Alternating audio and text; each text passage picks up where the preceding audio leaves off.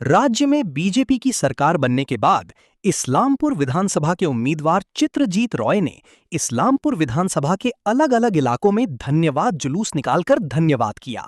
उनके साथ बीजेपी के जिला उपाध्यक्ष सुरजीत सेन और दूसरे नेता और कार्यकर्ता मौजूद थे। इस दिन उन्होंने अपने कार्यकर्ताओं और समर्थकों के साथ इस्लामपुर विधानसभा के माटीकुंडा, शिवनगर समेत कई इलाकों में जीत का जुलूस निकाला।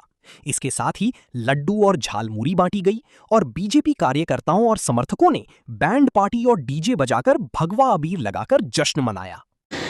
সবথেকে বড় বিষয় আজকে মাটিগুন্ডা বাজারে হলো যে আজ অবধি যেখানটায় বিজেপির পতাকা যেখানে তোলা নিষেধ ছিল স্থানীয় তৃণমূল দাদাদের মানে বলা যায় মানে তৃণমূলের শক্ত ঘাঁটি ছিল এক জায়গায়, শক্ত ঘাঁটি, সেখানে কিন্তু আজকে স্বতঃস্ফূর্তভাবে মানুষ বেরিয়েছে এবং এই ধন্যবাদ জ্ঞাপন যে পদযাত্রা সেটা সম্পূর্ণ সফল হয়েছে। সাধারণ মানুষের উৎসাহ ব্যাপক চোখে পড়ার মতো ছিল।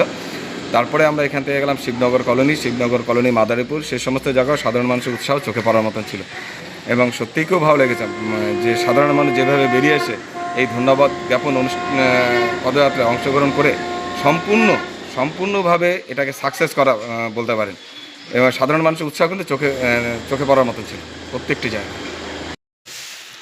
আজকে আমাদের ধন্যবাদ জ্ঞাপন যাত্রা ছিল আমাদের মাটিগুন্ডা কমপ্লিট করার পর আমরা গেছিলাম আমাদের যে মণ্ডল হিসেব করা রয়েছে সেটা 1 নম্বর মণ্ডল অর্থাৎ গোবিন্দপুর শ্রীকৃষ্ণপুর অঞ্চলে। আচ্ছা, সাধারণ মানুষের মধ্যে কতটা সমর্থন পেলেন?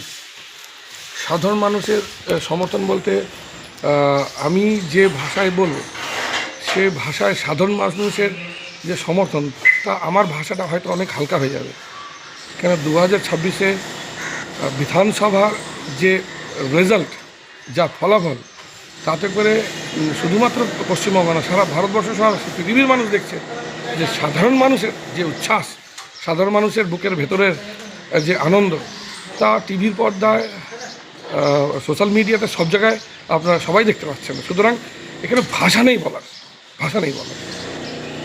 তো 2021 এবং তারপরে এতটা এই যে হঠাৎ করে একদম ঘুরে দাঁড়ানো, কীভাবে দেখছেন এই বিষয়টা? দেখুন,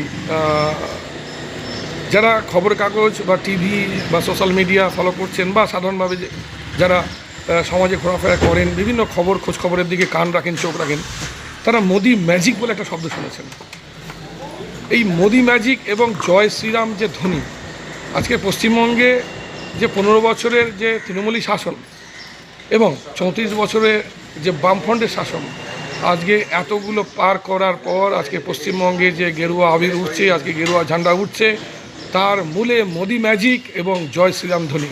এই জয় শ্রীরাম ধ্বনির এতটাই ক্ষমতা, এই জয় শ্রীরাম ধ্বনির এতটাই পাওয়ার, এই পাওয়ার, এই শব্দের ভেতরে যে শক্তি, এই শক্তি আজকে পশ্চিমবঙ্গের মানুষকে একটা নতুন সূর্য দেখিয়েছে, শুভ দিনের সঞ্চার করেছে।